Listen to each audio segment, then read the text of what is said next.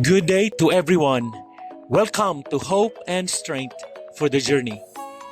Our scripture verse for today is found in the book of 1 Corinthians chapter 15 verse 57 says, "But thanks be to God, He gives us the victory through our Lord Jesus Christ."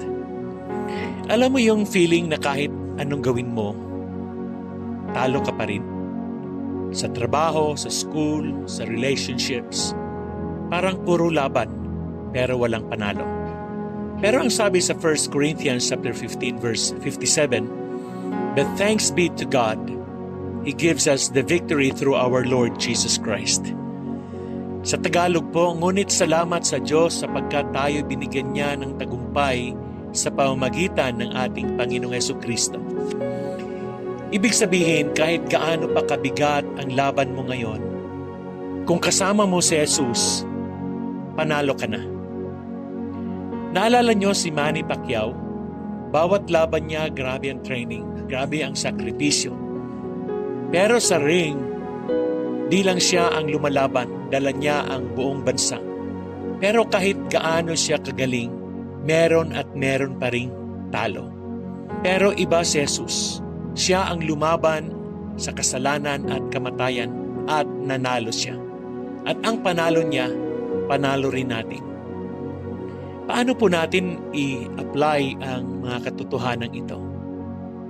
Una, huwag kang susuko. Ibig sabihin may victory ka na. Kaya kahit nadapa ka, bumangon ka. Huwag mong sukuan ang sarili mo kasi hindi ka sinukuan ni Jesus. Pangalawa, ibigay mo kay Lord ang laban mo. Hindi mo kailangang lumabang mag-isa. Isuko mo sa Kanya ang mga burdens mo. Kay Jesus, panalo ka. Pangatlo, mamuhay ka na parang panalo ka na.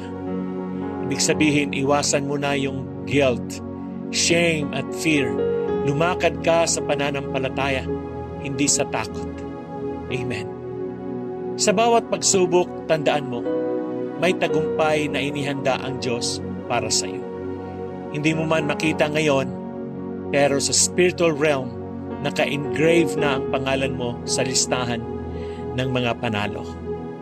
Tanungin mo ang sarili mo ngayon, kanino ba ako umaasa para sa tagumpay ko?